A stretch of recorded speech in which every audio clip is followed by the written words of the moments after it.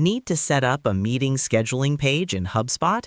I'll walk you through using the Meetings tool step by step. So in order to do that, you first need to head over here into your Hubspot and then access the dashboard that you want to use.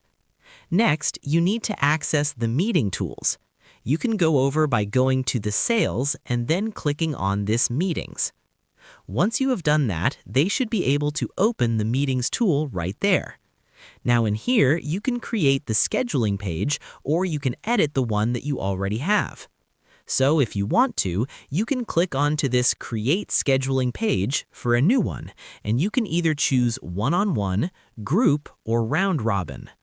I'll choose right here this one-on-one option. Input right here the internal name for that, so let's name this Coaching Session. Just right here the event title. I'll also just name this as Coaching Session and input right here the actual video conference link. You can connect an application for this and input the description. After that, click on Next. Input right here the scheduling page and as well as the availability window. Click on Next.